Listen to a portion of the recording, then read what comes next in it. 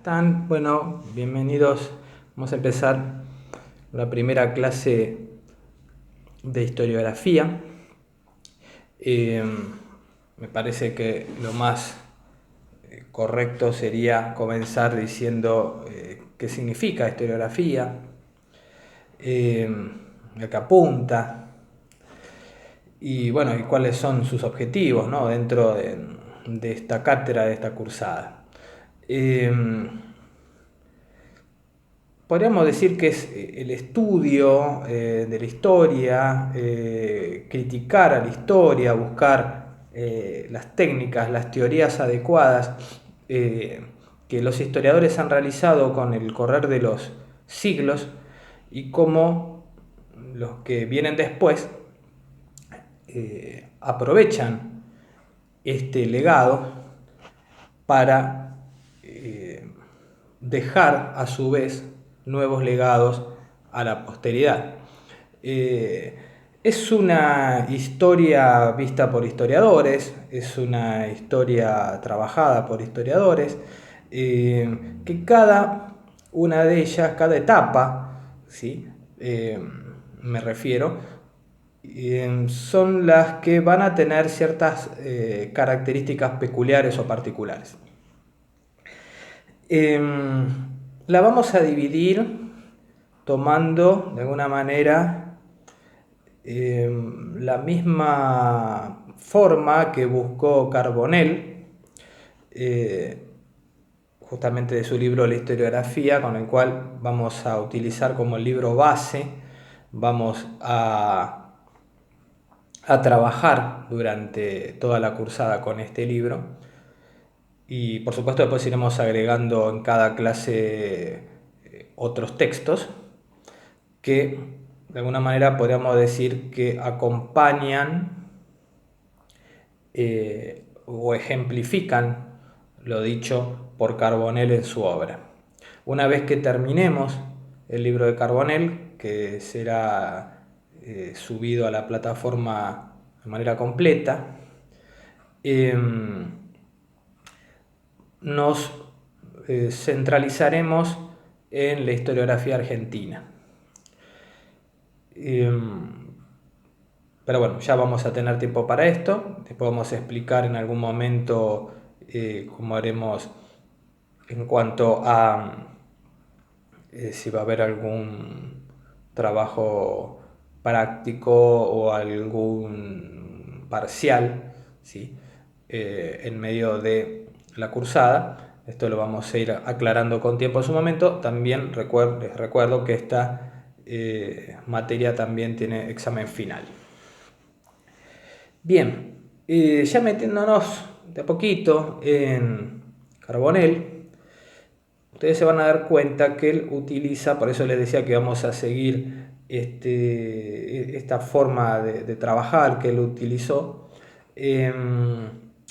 mostrando la historiografía como uno puede estudiar la historia en sí, es decir, arrancando con un periodo prehistórico para después ingresar a lo que conocemos como historia antigua, medieval, moderna y hasta llegar a la historia contemporánea. Bueno, obviamente vamos a hacer una pequeña, muy breve explicación de el primer capítulo que se refiere a la prehistoria. Buscar realmente historiografía en la prehistoria, podríamos decir, prácticamente es imposible, ¿no? Recordemos que podemos apenas, ¿no? Conocer poco sobre estos hombres primitivos respecto a los dibujos que nos han dejado en cavernas y que nos han mostrado su vida cotidiana. Son claramente interpretaciones que han hecho posteriormente quienes han encontrado estas cavernas y han analizado esos dibujos, ¿no? Es decir, mucho más que eso no se puede decir, y de hecho ustedes cuando lean el texto de Carbonell van a encontrarse, bueno, con que de alguna manera es esto, ¿no? Eh, Carbonell lo que tiene de interesante es que siempre hay como algunas frases o algunos, digamos, algunos párrafos como para rescatar, ¿no? En este caso de la prehistoria me llamaron la atención dos. Uno que menciona la importancia en este caso del tiempo cíclico, del eterno retorno de las estaciones. Bueno, claramente los hombres de la prehistoria le daban clara importancia a esto, ¿no? La posibilidad de poder cazar según si el tiempo lo permitiera, ¿sí? Ni hablar en épocas de nevadas en algunos lugares, lo problemático que esto era, o si vivían en una zona costera para poder pescar. Este es uno de los puntos que me parece interesantes, que es la importancia que le dio claramente el hombre prehistórico al tiempo cíclico. Y después se lo utiliza mucho, lo van a notar ustedes cuando empiecen a leer, el término Clio. Clio en realidad significa, sería la musa de la historia dentro de lo que se conoce como la mitología griega. Entonces utiliza mucho el término Clio y en cada capítulo le da un lugar, digamos, como si fuera la vida puntualmente de una persona. Y en este caso, obviamente la prehistoria habla de la cuna, ¿sí? Como el nacimiento de la historia, ¿no? Bueno, y otro de otra de las frases que me llamó la atención, me parecieron interesantes en el capítulo de la prehistoria, es que en la cuna de Clio dice tiempo mítico y tiempo histórico se mezclan. Algo que realmente podríamos llegar a decir que en la historia antigua también se va a empezar a dar un poco esto, ¿no? Después vamos a leer algunos párrafos de algunos textos que acá sí van a empezar a aparecer, algunos textos como para que tengamos ejemplos. Esto de la importancia de la mitología va a comenzar ya en la prehistoria y bueno, va a entrar como a fundirse y confundirse, ¿sí?, con el tiempo histórico, por eso habla de esa mezcla. Bueno, en ese primer capítulo, que podemos llegar a decir hasta introductorio del libro de Carbonell, no hay mucho más que decir. Bueno, después ya comienza con el nacimiento de Clio, ¿sí? Y empieza a contarnos un poco sobre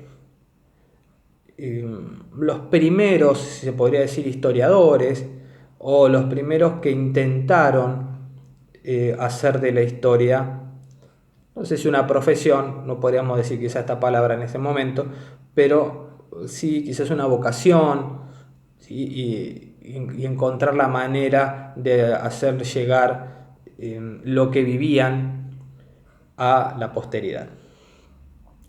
Si tenemos que buscar vamos, un iniciador, ¿no?, de todo esto, tenemos que remontarnos al siglo V a.C. en Grecia. Tenemos a Heródoto, considerado, ya diríamos hasta popularmente, como el padre de la historia. Su obra en donde ha ganado, podríamos decir, este título de Heródoto se llamaba Averiguación.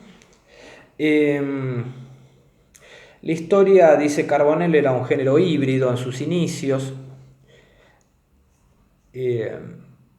Se escribía, y puntualmente Heródoto escribía sobre las guerras médicas, las guerras que enfrentaron los griegos contra los persas. Bueno, si hablamos de fechas, teníamos que hablar del 490 al 479, siempre por supuesto antes de Cristo. Después, parte de ese libro de averiguación, retrocede, podríamos decir de alguna manera, en sus escritos hacia la época de Ciro, el persa, y llega hasta el 549. Lo que lo hace singular a Heródoto, que es de alguna manera lo que le permite ganar, sin él por supuesto haberlo sabido nunca, el título de padre de la historia, tiene que ver con que fue el primero que, por lo menos de los escritos que se encontraron, el primero que entró a realizar lo que podríamos hoy decir un trabajo más que nada de descripción, ¿sí? Hasta, si se permite el término, entre comillas, por supuesto, esto, como si fuera más un trabajo periodístico o de un cronista más que de un historiador. Por ejemplo, viajó mucho Heródoto, cruzó ríos, visitó pueblos, entendió o intentó entender las costumbres de sus habitantes y escribió sobre esto. En su momento, bueno, incursionó en política, lo expulsaron de su pueblo por motivos justamente políticos. Bueno, esto lo llevó a viajar y a realizar estos escritos. Estuvo en Mesopotamia, estuvo en Egipto.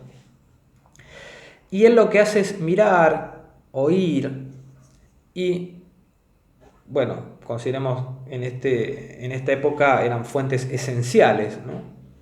Y después escribir. Tomaba notas, ¿sí? Entonces lo que Carbonell destaca es más que nada que su trabajo es de averiguaciones, podríamos inclusive considerarlo más etnográfico y geográfico o geográfico que propiamente histórico. Por eso les decía esta mirada, podríamos decir, hasta periodística, ¿no? Si se quiere. También es considerado su libro, siempre utilizando las palabras de Carbonell, ¿no? Esta recopilación de lecturas, como una historia de historias, ¿no? Manifiesto. Bueno, y con el tiempo, inclusive, algunas personas no han discutido en sí esta idea de historiador, ¿no? Algunos no lo llegan a considerar como historiador. Bueno, pasando a un nuevo ejemplo, ¿sí? Podemos centralizarnos en este caso en Tucídides. En el caso de Tucídides, su obra más conocida, que les envié un fragmento chiquitito, la guerra del Peloponeso, la guerra entre Esparta y Atenas. ¿No? Guerra sucedida siempre también antes de Cristo, entre el 431 al 404. Tucídides vivió entre el siglo V y el siglo IV antes de Cristo. La importancia de él, ateniense, aclaremos, en este caso, es que se lo considera como el primer historiador que trabaja con un método. Hace una crítica de fuentes, investiga racionalmente las causas que después va a exponer en sus libros. Y su historia en sí se basa en lecciones de temas militares y temas políticos. Si los comparamos, de hecho lo que va a hacer Carbonell, si los comparamos con Heródoto, la diferencia es que Tucídides va a utilizar un tiempo y un espacio más acotados, más estrechos, ¿no? Que los que realizara el considerado padre de la historia, ¿no? Esto también le da una cierta particularidad, una novedad para la época. Por eso también otra de estas frases que le decía interesante de Carbonell en su libro es que en este caso Tucídides dice que lo ve a él como una persona que mide el pasado como quien mide un campo, ¿no? Conociendo bien el tema de los límites. Bueno, después hablamos de Tucídides en sí. En su vida fue actor, fue espectador, digamos, actor y espectador de la guerra del Peloponeso, es decir, en su momento fue llevado a combatir, después sufrió un destierro. Y si tenemos que caratularla de alguna manera a la guerra del Peloponeso, siempre insisto, siguiendo digamos, la idea y la propuesta de Carbonell, considera que esta obra es desordenada. ¿Qué quiere decir con esto? Que comienza de alguna manera la obra como digamos, apuntando al final, es decir, habla del futuro griego en un comienzo, luego se va al pasado, habla por momentos de la prehistoria, habla de la crisis, cómo se forma el imperio ateniense y después termina en sí el libro con la guerra de Peloponeso. Investiga las causas, para eso va a causas remotas, va a causas inmediatas, en este caso puntualmente la crisis, ¿sí? Y bueno, y algunas mucho más profundas como en sí el imperio ateniense, ¿no? O la idea de imperialismo ateniense. Utiliza mucho las analogías, y es algo que se nota en su texto, y discursos fabricados, menciona Carbonell.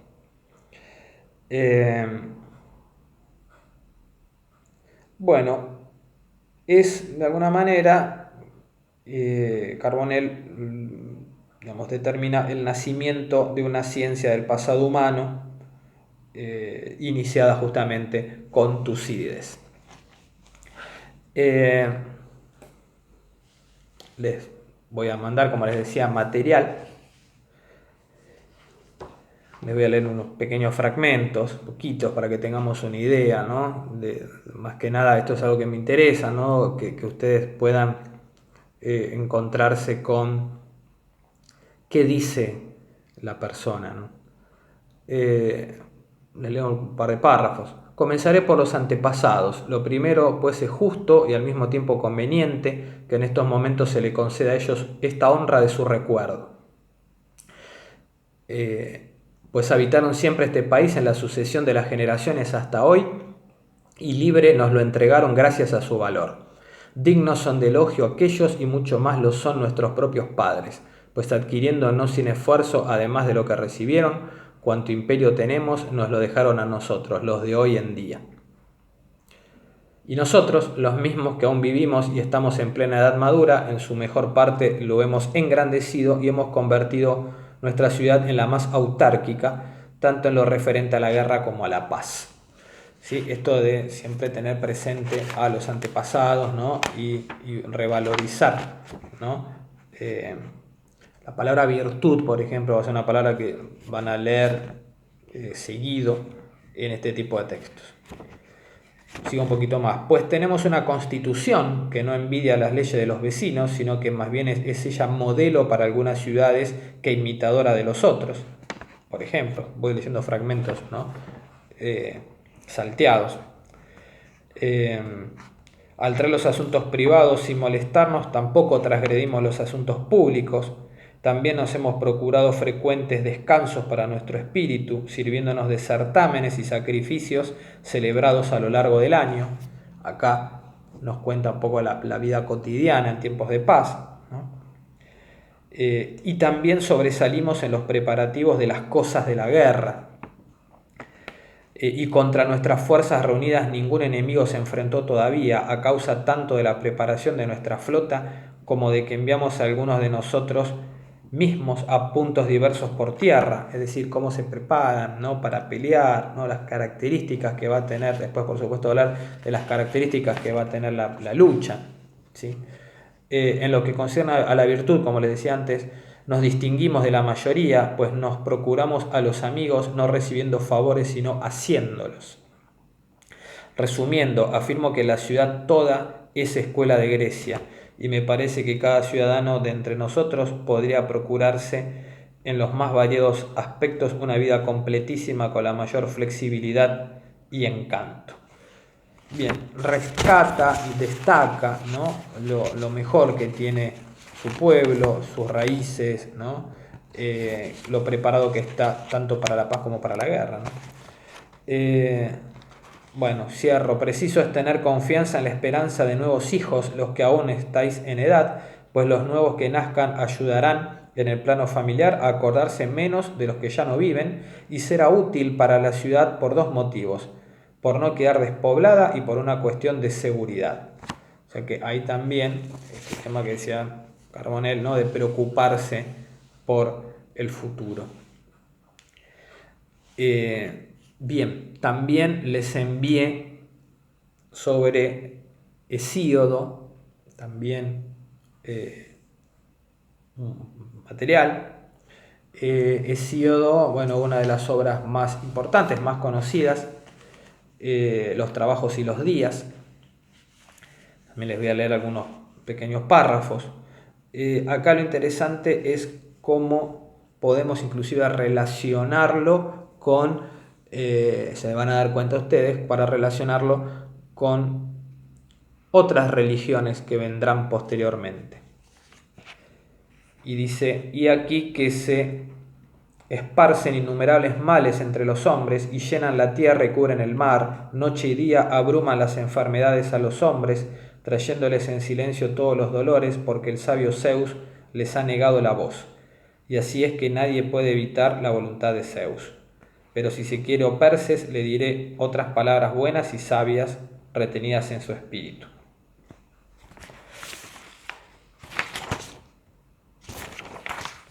Cuando al mismo tiempo nacieron los dioses y los hombres mortales, primero los inmortales, que tienen moradas olímpicas, crearon la edad de oro de los hombres que hablan. Bajo el imperio de Cronos, que mandaba en el Urano, vivían como dioses dotados de un espíritu tranquilo. No conocían el trabajo, ni el dolor, ni la cruel vejez. Guardaban siempre el vigor de sus pies y de sus manos, y se encantaban con festines, lejos de todos los males, y morían como se duerme. Poseían todos los bienes, la tierra fértil producía por sí sola en abundancia, y en una tranquilidad profunda compartían estas riquezas con la muchedumbre de los demás hombres irreprochables. Bueno, acá claramente, ¿no?, podríamos relacionarlo con un paraíso, ¿no?, por ejemplo. Y después va a empezar a contar las nuevas generaciones. La edad de oro, por ejemplo, la edad de bronce, y va a ir mostrando las características de los hombres que van a seguir viniendo en esas nuevas edades, que menciona Hesíodo, cada vez más limitados, más débiles, más corruptos, ¿sí? Y que todo esto, por supuesto, va a ser castigado por Dios, porque en definitiva los trabajos y los días, el título de este libro de Hesíodo, es una obra cuya finalidad es, en la cual el poeta, ¿sí?, canta la excelencia del trabajo, es decir, muestra lo importante del trabajo, cómo se puede progresar con el trabajo, y a su vez va de la mano con la gloria que va a darles Zeus, siempre considerado como el dios justo, ¿sí? Bueno, en sí ya tenemos bastante material para la lectura. Tenemos esta primera clase, podríamos decir, semi-introductoria, porque ya empezamos un poquito para avanzar un poquito más. Les voy a dejar material, un poquito más de material también. Y en el próximo encuentro ya vamos a puntualizar por qué nace la historia, para qué y por qué nace la historia. Y después ya nos vamos a meter un poquito en los siglos que siguen, y fundamentalmente ya en la historia romana. Esto lo vamos a aclarar y lo vamos a desarrollar, ¿sí?, en el próximo encuentro. Así que bueno, nos despedimos por esta semana y nos estamos viendo en la próxima.